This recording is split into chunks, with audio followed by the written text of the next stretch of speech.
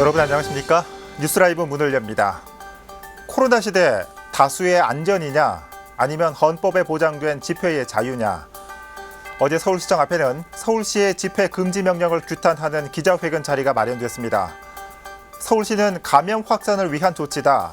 반면 시민단체는 집회보다 혼잡한 출퇴근 지하철에서도 감염 사례는 없었다라는 주장입니다. 어느 하나 틀린 말 같지 않은 양쪽의 주장, 여러분은 어떻게 생각하십니까? 7월 3일 뉴스라이브 지금부터 시작합니다. 오늘의 헤드라인입니다. 서울시가 내일 예정된 민주노총 노동자대회 집회 금지 명령을 내렸습니다. 민노총은 집회를 잠정 연기했습니다. 서울시의회 의원 31%가 다주택자로 조사됐습니다. 상위 5명이 주택 81채를 소유한 것으로 나타났습니다. 50년간 방치된 유진상가 지하 하부 공간이 주민에 개방됐습니다. 각종 공공미술 프로젝트와 소모임 공간이 산책로와 연결됐습니다. 문화 인프라 구축을 가장 큰 과제로 내걸었던 송파구 민선 7기 지난 2년의 성과와 함께 앞으로 풀어야 할 숙제를 짚어봅니다.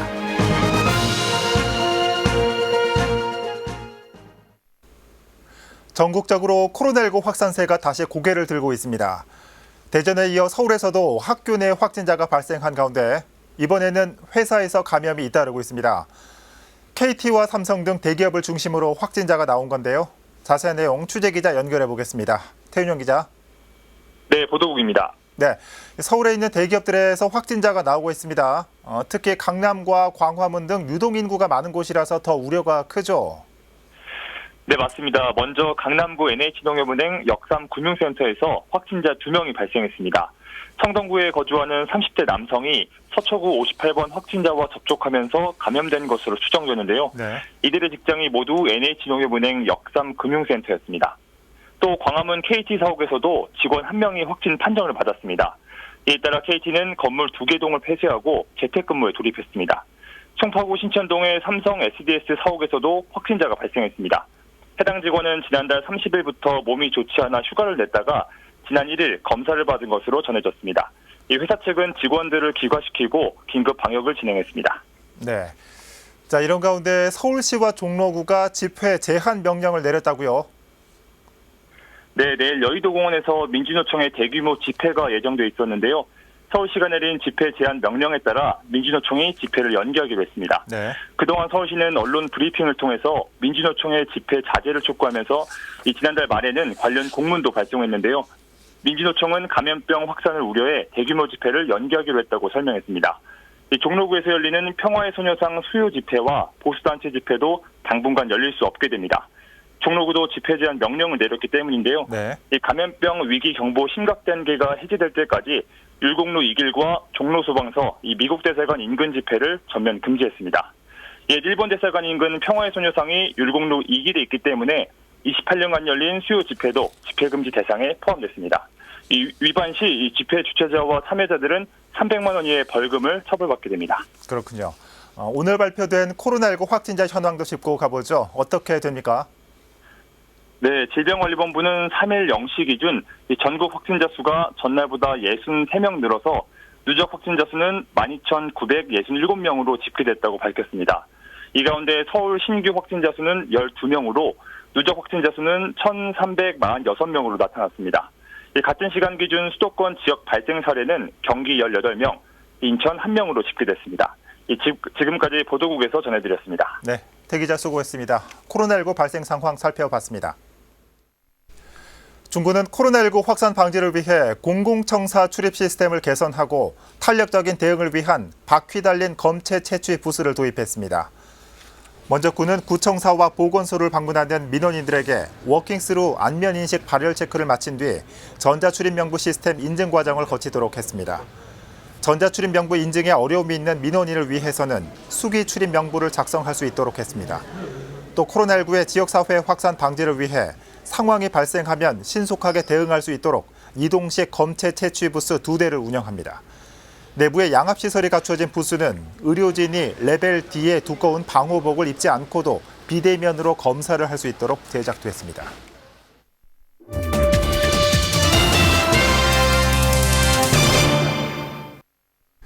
일자리 플랫폼 조성과 문화재단의 출범, 지난 2년간 민선 7기 송파구에 있었던 변화입니다. 반면 한예종 유치와 각종 지역 개발 등 앞으로의 과제도 만만치 않습니다. 민선 7기의 반환점을 둔 송파구의 성과와 과제를 짚어봤습니다. 보도에 태윤영 기자입니다. 지난해 취임 1주년을 맞아 밝혔던 과제, 문화 인프라 구축이었습니다.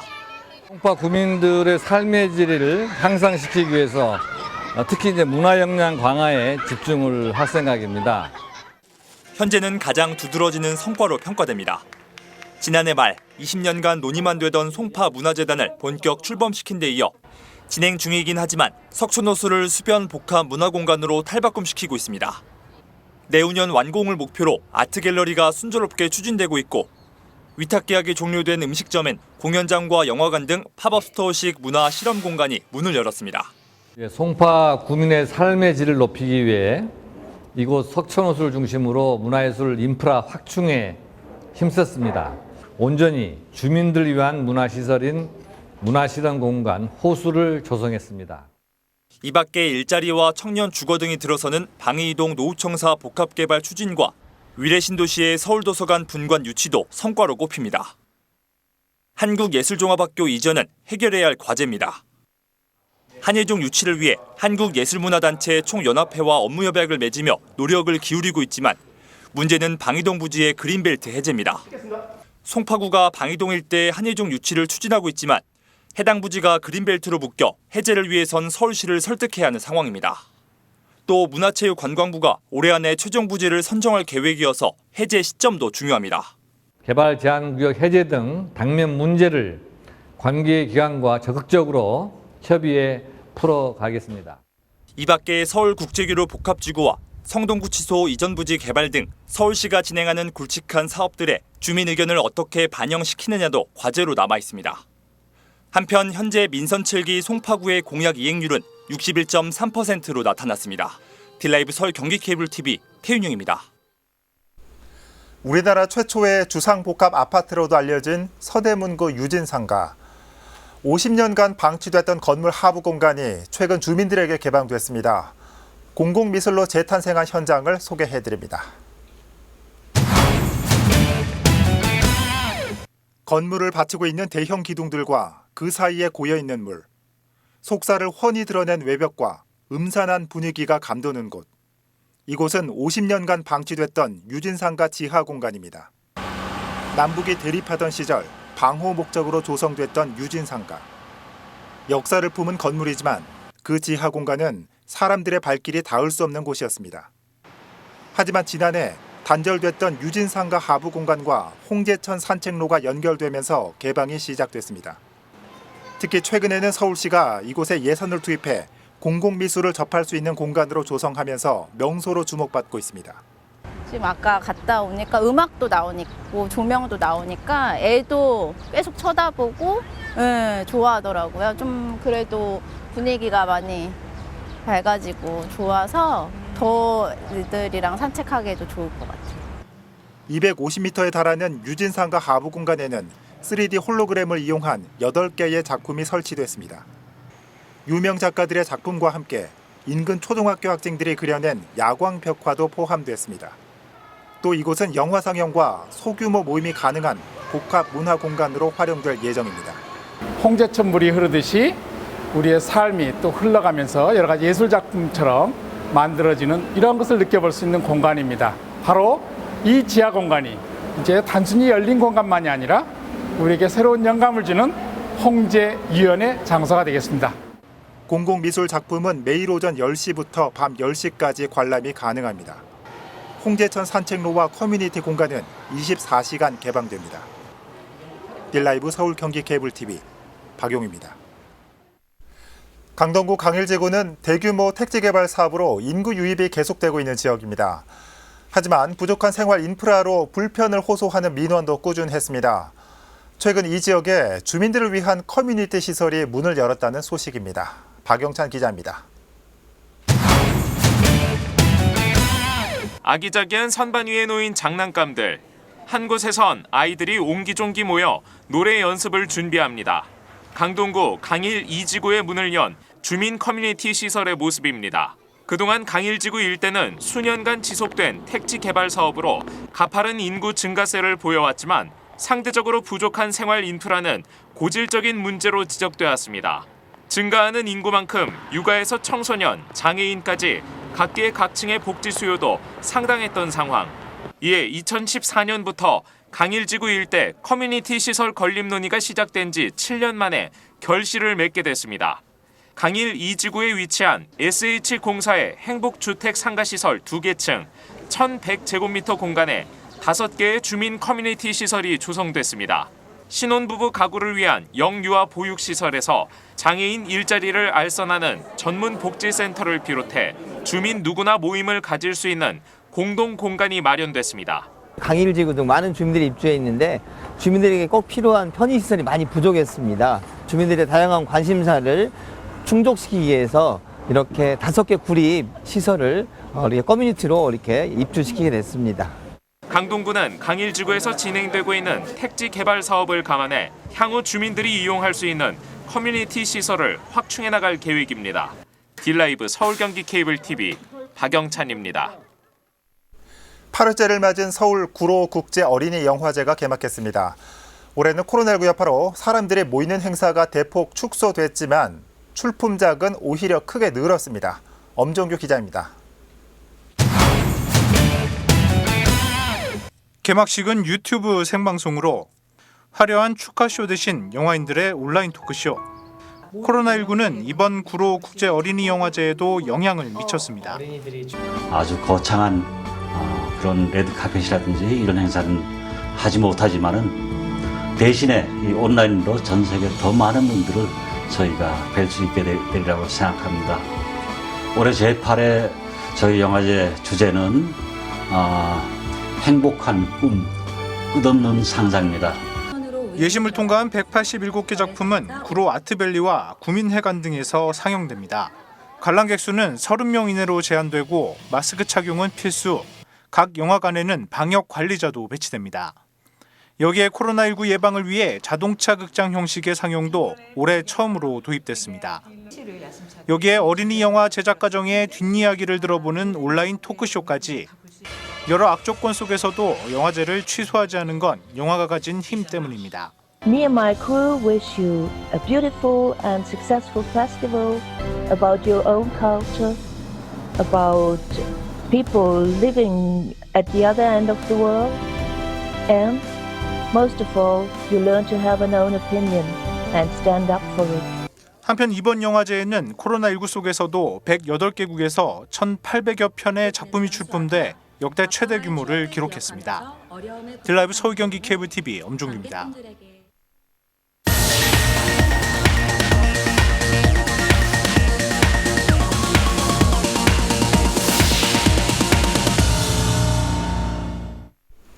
서울시의원 10명 중 3명은 주택 2채 이상을 소유한 다주택자이고 상위 5명이 소유한 주택은 모두 81채인 것으로 나타났습니다. 경실련이 어제 기자회견에서 밝힌 서울시의원 본인과 배우자의 주택 보유 현황 자료에 따르면 주택 2채 이상을 보유한 시의원은 34명으로 전체의 31%였습니다. 이 중 9명은 주택 3채 이상을 보유하고 있습니다. 보유 주택수가 가장 많은 시의원은 강대호 의원으로 중랑구와 가평군에 총 30채를 보유하고 있고 이정인 의원 24채, 성음재, 이석조 의원은 각각 11채를 보유한 것으로 조사됐습니다. 보유한 부동산 재산이 가장 많은 시의원은 98억여 원을 신고한 성중기 의원입니다. 서울 최다 득표율로 국회에 입성한 강남병 유경준 의원이 딜라이브 국회의원 대담에 출연해 정치 입문 과정과 선거 에피소드, 활동 계획을 얘기했습니다. 지역구가 부동산 이슈의 핵심 지역인 만큼 현실에 맞는 부동산 정책 입법 활동을 하겠다는 포부를 밝혔습니다. 지혁배 기자입니다. 막바지 공천의 짧은 선거 기간이었지만 서울 지역구 가운데 가장 높은 65%의 득표율로 당선됐습니다. 정치인으로선 첫걸음을 뗐지만 경제와 노동 분야 경험을 바탕으로 활동을 시작했습니다. 유경준 국회의원은 후보 시절 주요 공약인 도시재생 지원에 관한 특별법, 일명 유경준법의 청사진을 구체화할 계획입니다. 종 상향과 함께 건폐율, 용적률을 높여 재개발이나 재건축을 보다 쉽게 해 주택 공급을 늘리는 게 골자입니다. 10년 동안은 거의 재건축, 재개발은 필요한 부분에 잘 이루어지지 않았기 때문에 지금은 노후 재생을 통한 재건축, 재개발 문제는 서울 지역의 공통된 현안이고 특히 강남 지역에도 굉장히 현안이라고 생각되기 때문에 최근 정부에서 발표한 6.17 부동산 대책에 대해선 공급을 억제만 하는 규제 일변도의 정책이라며 비판의 날을 세웠습니다. 특히 주택거래 허가제와 2년 이상 실거주해야만 분양권을 받을 수 있는 정책은 거주 이전과 직업 선택의 자유까지 침해할 소지가 있다는 겁니다. 공산주의 국가도 아니고 거래한 거에 대해서 왜 강남 주민들 뒷조사를 하고 몰래 조사를 하겠다고 하는 건 이해가 안 됩니다. 그런 부분들은 아마 당연히 철회가 돼야 될 것으로 생각을 합니다. 헌법 위반 소지가 상당히 많습니다. 1호 법안으로는 보유세에 전반적인 영향을 미치는 부동산 공시가격의 대폭 인상을 제한하는 내용의 법안을 발의했습니다. 공시가격 산정 시 국회의 동의를 거치도록 하고 최대 5% 이상은 올리지 못하도록 하는 법률안입니다. 감정원 평가도 이상하고 그걸 감사원 평가를 해본 거 이상하다 했는데 그걸 기준으로 해가지고 국토부 장관이 마음대로 할 수 있는 이런 구조로 되어 있어가지고 이런 부분들은 분명히 법률에 근거해서 절차에 따라서 해야 되기 때문에 유경준 의원은 통계와 사실을 기반으로 합리적인 근거와 대안을 제시하는 정치인을 약속했습니다. 딜라이브 서울 경기 케이블 TV 지역배입니다.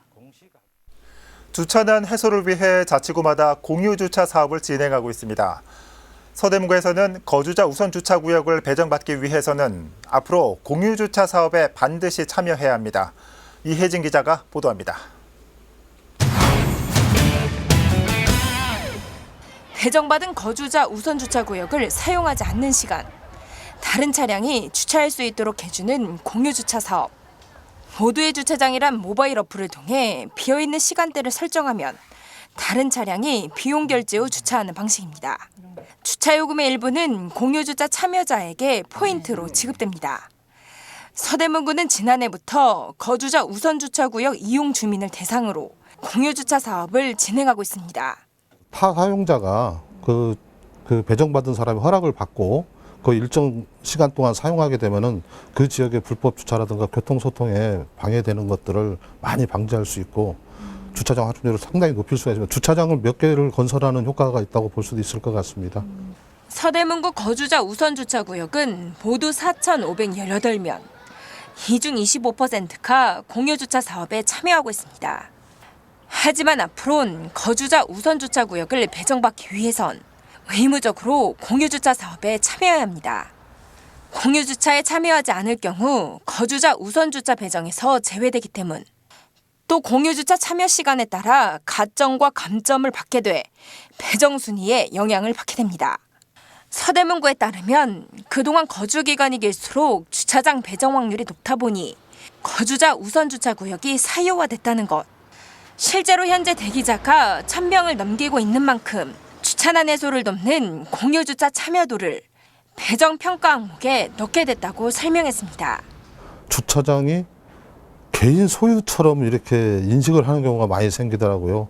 그래서 이 거주자 우선 주차구역은 그 소유가 아니고 공유라는 그 문화 확산을 통해서 이 주차장 부족 문제를 좀 해결하는 데 일조하고 싶어서. 한편 지난해 서대문구 공유주차장 이용 건수는 7,257건으로 나타났습니다. 딜라이브 서울 경기 케이블 TV 이혜진입니다. 강남구는 지난해 스타트업 기관과 참여 기업들이 모여있는 역삼로에 강남 스타트업 센터를 조성했습니다. 이와 함께 이 일대를 창업가 거리로 이름 붙였는데요. 이번에는 중소벤처기업부와 대기업까지 가세해 창업가 거리 활성화에 힘을 보탰습니다. 지혁배 기자입니다. 한 해 300만 톤이 넘게 버려지는 플라스틱을 활용한 친환경 건축용 자재 제작과 이를 활용한 전선 지중화 기술을 갖고 있는 벤처 기업입니다. 강남구 역삼로에 있는 창업지원센터에 입주해 제품 개발과 연구, 판로 개척에 몰두할 수 있게 됐습니다. 같이 좋은 아이디어를 나눌 수 있는 여러 전문가분들이 여기에 수많이 포진되어 있는 것이 가장 큰 장점입니다. 저희는 그 전 세계의 폐플라스틱을 모두 사용해서 좋은 업사이클링 기술을 개발하는 것이 저 목표입니다. 지난해 12월 창업과 거리로 이름 붙여진 역삼로 일대. 지난 2014년부터 팁스타운을 시작으로 마루 180 강남 스타트업 센터까지 스타트업 기업의 공간 임대와 멘토링, 투자자 매칭으로 창업 지원 환경이 하나씩 갖춰지고 있습니다. 이번엔 중소벤처기업부와 포스코가 국내 최초의 민관 창업 지원 센터를 만들면서 창업 생태계 활성화에 물꼬를 텄습니다. 이에 따라 역삼로에서 센터를 운영하는 강남구와 포스코, 아산나눔재단과 한국엔젤투자협회가 시설과 공간 공유와 입주사 교류에 협조하는 업무 협약을 체결했습니다. 앞으로 더 많은 민간 지원 기관도 여기에 자리 잡도록 이렇게 육성을 해 나가고요. 또 더 많은 청년 스타트업 기업가들에게 창업 공간을 제공해 나가도록 하겠습니다.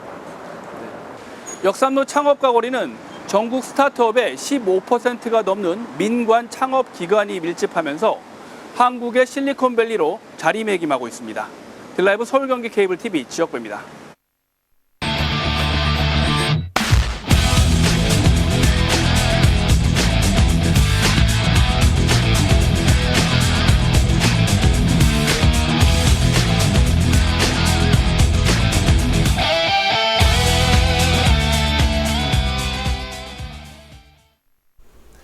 청와대가 어제 고위공직자들에게 주택 한 채만 보유하고 나머지는 처분할 것을 강력히 권고했습니다. 서울구청장 4명 중 1명이 다주택자, 혼자 주택 30채를 보유한 서울시의원까지 시민의 눈과 귀의 역할을 하겠다며 임기 절반을 보낸 선출직 공직자들의 목소리가 집 한 채 갖기 힘든 주민들에게는 공기 반 소리 반 메아리처럼 공허하게 들리진 않을까 우려됩니다. 뉴스라이브 마칩니다. 시청해주셔서 고맙습니다.